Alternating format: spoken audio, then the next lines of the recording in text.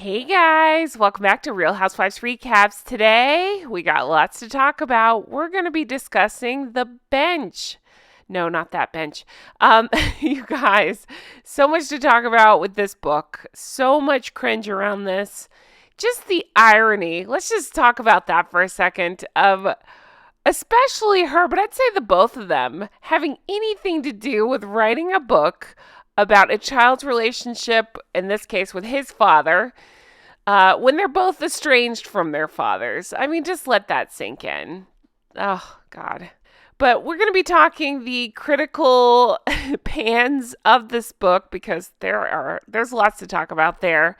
We're going to be talking about the PR stunts that revolve around this book. We're also going to talk about, did this book rip off another book? That's right, controversy there. And then we're going to go into some reviews on the book. So lots to talk about with this one. So buckle up and let's dive right on in. You guys, this book came out June 8th, 2021. It's a picture book for children written by Meghan. Okay, this is a very odd book and we'll get into it. But I just can't glaze over the fact that she wrote a book about the importance of a child's father. Just let that sink in. Again, she has estranged herself from her father. She's completely cut him off. And she's basically, well, she and Harry have done the same with Charles, where Harry and Charles, I mean, it's not a secret. They barely have a relationship. And yet, the fact that these two are going to somehow be involved in a book about fathers, I mean, you cannot make this stuff up. There's so many weird things. Do you remember this photo here? Have you ever looked closely at it? Look at her desk there. Do you know what we're looking at? Yeah, those are copies of her book, The Bench. So you're telling me that she just keeps, I don't know, piles of her own book. I mean, I don't even know. I'm surprised. Right there on her desk. You could try to tell me, oh, she's waiting to sign those or whatever, but no, because look at her computer. That's, it's just weird. It's just weird. This book really strikes me odd. Now, before you all run right out and buy a copy of this book, because I know you want to, you can actually hear it read aloud for you by Meghan herself. Okay, you guys, Brightly Storytime put out this video of her reading this book, but can you just, I mean, do you notice anything here? Oh, what's that? Her title has to be in there. See it big? Well, when she reads the book, she introduces herself as Duchess of Sussex. You guys, meant for kids, but still has to introduce herself with a title. And I went to take a look at some of the comments under this video because I was very curious to see what people were saying. But what's that? Comments are turned off. It's almost like it probably got negative comments. And we're going to get into some of the PR stunts around this book, don't you worry. But when I was pulling photographs and information for this video, I found this. And so I just want to go ahead and post it here. And it says, the only person who was happy to hear The Bench was the biggest kid in the room. And of course, we have Doofus sitting there listening to Meghan reading the book. Meghan's just off the screen to the left. You can't see her here, but we'll get into that because this is where they went to Harlem and she wore her very expensive Joker outfit. We'll talk about it. But let's get into some critical reviews of this book because there are many. So this comes out of the Telegraph and it says, The Bench Review. The Duchess of Sussex semi-literate vanity project leaves Harry holding the baby. The Duchess's first children's book is all bland parenting wisdom and no story. And it's hard to imagine any child enjoying it. So that's something that came up quite a bit when researching this, is people commented they really enjoyed the illustrations, but there's just not a lot of substance to this book. Meghan has said that the book came about because she wrote a poem for Harry on his first Father's Day after Archie was born. And so that's how the book came about. Here's one of the illustrations here. I believe they said it was watercolor illustrations throughout the book. But you guys, I'm laughing thinking about Meghan writing poetry for Harry. That strikes me funny because Meghan thinks everything Meghan does is the best ever, right? So of course she would write poetry for Harry. And it's funny because Harry can't understand anything. Do you think he's going to understand poetry? I don't think so. So the article goes on to say, poor Prince Harry, he's moved halfway across the earth, leaving behind everything he's ever known. And for what? A humble bench in a garden. According to the opening line of The Bench, his wife's debut, I love that they call her his wife because that pissed her right off. His wife's debut book for children, published today, of course that was in June 2021, and addressed throughout this 34 pages to him. This is your bench. I just want to plug in the word bitch anywhere there's bench. It begins, accompanied by a watery illustration of a man with ginger hair sitting on a bench looking adoringly into the eyes of a baby, where life will begin for you and our son. Leaving aside that unfortunate image, did the Sussex family life really begin on a bench? Okay, side note.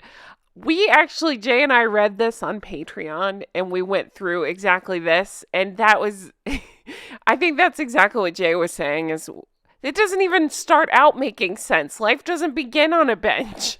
It's not even trying on this book to make it make sense. But then the article says poor Harry's role in this marriage is to sit on the bench holding the baby while Meghan gets on and conquers the world one act of compassion at a time. So we've actually recently talked about that quite a bit. That's something that she's been quoted as saying is one act of compassion at a time. It's one of her favorite word salad things to say, and yet she can show no compassion in her own life. Again, the irony. The Bench published worldwide and apparently based on a poem Meghan wrote for Harry on Father's Day, is presented as a story for children. But it's nothing of the sort. Not least since it's not a story. Rather, it's a series of imperatives disguised as loving verse in which Meghan offers words of wisdom to Harry, represented throughout as a sort of racially inclusive, everyman paternal figure. And by implication to the rest of us on how to handle the tricky business of loving a child. You guys, this review is spot on. That was exactly, again, when we reviewed it, that was exactly what we found. It was just more word salad nonsense. And it was almost like Harry's too stupid to understand how to parent a child. So let me just write a book so he can figure this out. Each page consists of generic, quote, bonding moment between a father and a son on a different bench. Park bench, garden bench, random gray bench. Illustrated by Christian Robinson's amazingly benign watercolors and accompanied by a couple of tender lines of advice. So after a hard day tending the chickens, our father figure Harry will rest on his bench and see the growth of our boy. I would like to remind everybody that Harry called himself, I believe it was an absentee dad, thanked his kids for allowing him to be absent so much in one of it. I believe it was in Spare that he said that. And I don't think he's spending a lot of time on this bench. As the son learns to ride his bike, our hero Harry will watch on with pride. See, he's a passenger even in the story. He's not helping his kid ride a bike. He's just watching from the bench. And should the son playfully pop on a tutu, our father is helpfully told to be his supporter, because any male child who playfully dresses up in a tutu obviously needs support, right? Sometimes the demand of scansion and rhyme defeat Meghan, so she resorts to either reconfiguring words or mutilating them instead. Quote, he'll run and he'll fall and he'll take it in stride, reads one line. Huh? With daddy and son, where you'll never be lone. Goes the book's immortal final line. Ooh, ouch. Meanwhile, Meghan herself pops up at the end, tending a vegetable patch.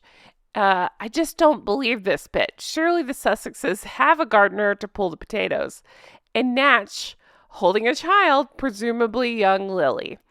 One wonders how any publisher could have thought fit to publish This grammar-defying set of badly rhyming odd homilies, let alone think any child anywhere would want to read it. But that's Planet Sussex for you, where even the business of raising a family is all about the brand. You guys, it really is that bad. I'm not even saying it because you know how I feel about these two. I'm telling you, it really is awful. And that's something that we kept asking when we read through the bench was, who is this for? It just doesn't even try to make sense. The illustrations might appeal to children, but the story does not. So there were more critical pans of the book, and I still think it's funny that they call it a semi-literate vanity project. The Times went on to call it was Alex Connell called it a self-help manual for needy parents, adding, the story is so lacking in action and jeopardy, you half wonder if the writing job was delegated to a piece of furniture. Well, let's take a look at how the book sold, shall we? Oop, not good either. All right. So this is directly from page 6, who reports Meghan Markle's children's book failed to crack the UK official top 50 chart during its debut week, according to a new report. The Bench, which was released on June 8th, sold 3,212 copies in its first week. How many of those are on Meghan's desk? Asking for a friend. The Daily Mail reported Wednesday, compared to number one book, The Thursday Murder Club by Richard Osman, which sold 28,383 copies in the same time period. And then immediately after, The Sun was reporting that Meghan Markle's children's book is already headed for the bargain bins as sales flop, and it is panned by critics, with people posting pictures of it in the buy one, get one bin and the half price bin, etc. It's funny, didn't that happen to Spare as well? It went pretty quickly to the sale bin. Okay, let's talk controversy. What's this? Oh, this is a different book, The Boy on the Bench. What? All right, so the U.S. Sun reports Meghan Markle has been accused of stealing her children's book, The Bench, from British author's 2018 work. The Duchess of Sussex penned the book after originally writing a poem for Harry's first Father's Day from their son Archie. They go on to explain there are many coincidental similarities between the books. Interesting, right? From the way that you get a bird's eye view of the father and son together in both books. You have similar storylines in both books. Just a lot of similarities going on. And a lot of people had a lot to say about the similarities of the books. Now, I will say the author of The Boy on the Bench dismisses the claims, but a lot of people have noticed similarities, including this person who says, before you run out and waste money on the book by Harry's wife, read The Boy on the Bench. Then this person points out, this woman is incapable of an original thought. The Boy on the Bench is a story about the love between a father and a son and describes how the boy learns to socialize confidently. I hope that the original author considers legal action. Others point out that even the cover it's very similar. They call it nearly identical. And finally, this person says, I find it quite a coincidence that someone wrote a book called The Boy on the Bench in 2018 about a young boy and his father. Surely the Duchess wouldn't have accidentally lifted someone else's work, tweaked it, and served it up to be published. That would just never happen, right? Never. I mean, it's not like she's been accused of taking other people's speeches and making them her own, has she? Interesting. Anyway, so many funny PR things have surrounded this book too, and we'll talk about that. When I was looking into, again, photos of this book, I found so many notes like this where she was sending out copies to people. You guys, with this calligraphy handwriting that's as contrived as every aspect of her being. Okay, so one of the most famous PR stunts from this whole thing, and I have a whole video, you have to go check it out, about her disastrous trip to New York. Oh my God, you guys, so many crazy things happened, but they went to this school in Harlem. She wore this. Yep, this picture still cracks me up. thousands and thousands, and again, go check out the other video because I go into detail of everything worn, but thousands of dollars of outfits and jewels, and I mean, it's obscene what all she wore, especially this day, to this school in Harlem where it's reported that over 90% of the kids are on some sort of assistance program. They had to have like lunch assistance and stuff because it's below the poverty line. And so again, totally tone deaf, shows up just doing this. Now I have heard reports. I could not officially find anything, so this is all speculation, all alleged. She went to the school and read this book to the kids. So I knew about that. I talk about that in the video. That's not alleged. The part that's alleged is I had many of you guys tell me, and I had read this before, I just couldn't find anything official on it, that then these people were sent charges of a few dollars per, basically they charged them for the book. They were given a copy of the book, but then basically sent a bill for it. Again, I couldn't officially find anything on this, so if you have anything, please let me know. It's alleged at this point, but if that's even kind of true, that is so disgusting. I would hope even they wouldn't stoop that low, but you never know. Again, just look at the tone-deaf outfit. That tells me everything I need to know right there. But remember, this tour was being filmed for Netflix, and so, of course, they had these PR situations set up, right, where she could go read her book to a bunch of school children. And again, you have Harry there sitting in the audience, the biggest child of them all, listening because he's afraid Mother, aka Meghan, won't give him a treat if he doesn't sit attentively. All right, let's get into some readers' reviews of The Bench. They couldn't be as bad as the critical reviews, could they? Au contraire, mon frère, they can. Joey from Friends said that, and I always think that's really funny. Okay, let's look at some of these reviews pulled from Amazon. All right, bought this book for my nephew. Disappointed. Wow, is all I can say about this book, and not in a good way. I get it's supposed to be a poem/book, but what's the story? That was exactly what we said when we read this book too. It skips around to multiple people with no real significance to the storyline. What storyline? Then it shows what I assume is supposed to be her husband and her son in the back of the book, him coming back from a tour in the military. Sorry, but when did he leave her or their son and join the military? The illustrations in the book are also hard to look at. Listen, I'll be the first to give any book a chance, and I'm always looking for new kids' book, but there isn't a single thing written in this book to hold a child's attention, much less the parents.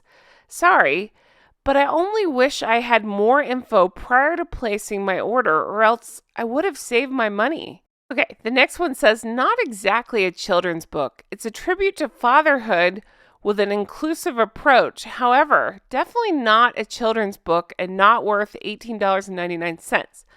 Very short, mostly pictures book of a not-so-stellar poem.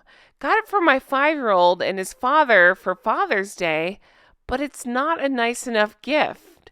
Maybe it will pique someone else's interest at the local Goodwill store. The title of this review is a book published because of the author's status instead of merit.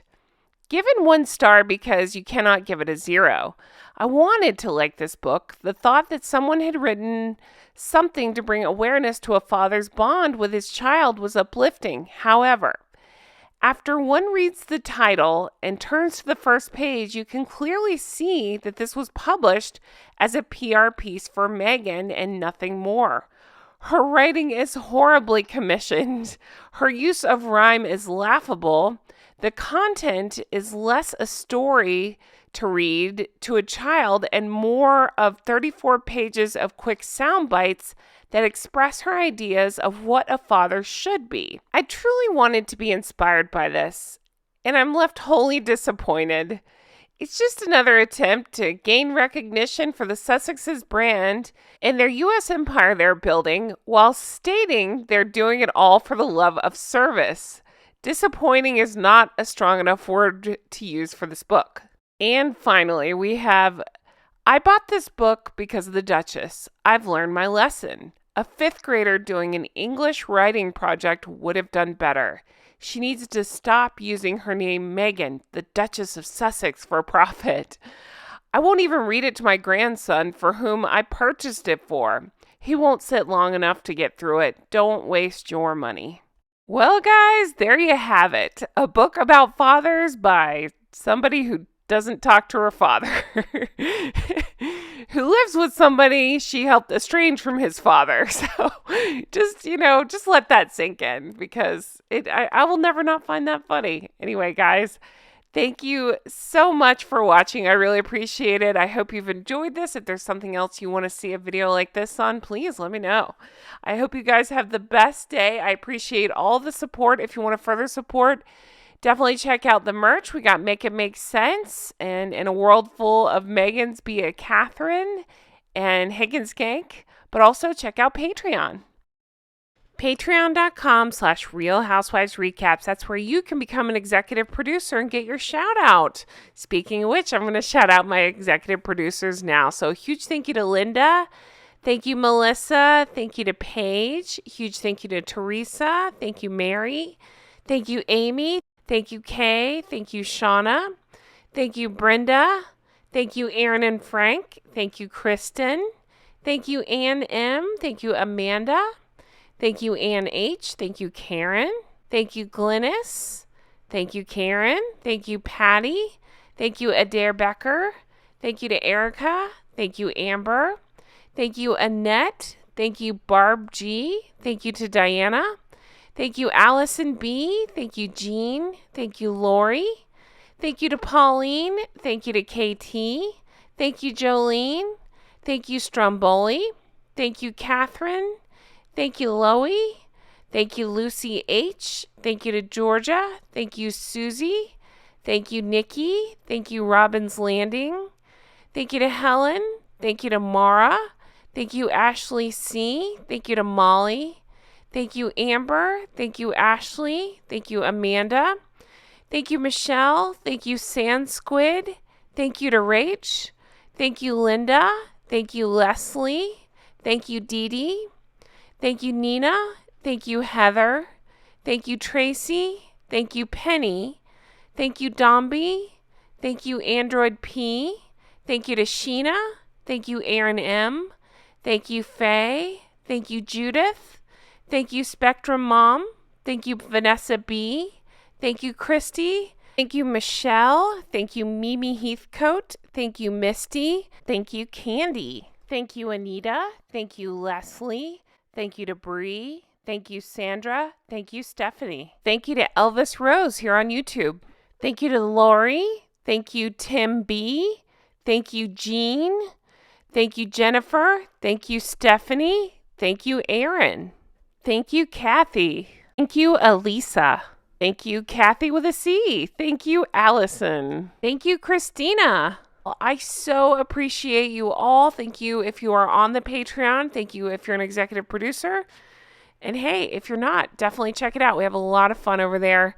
Guys, I hope you have the best day, and I will talk to you again soon. Can't wait to bring you another video like this. Take care. Bye-bye.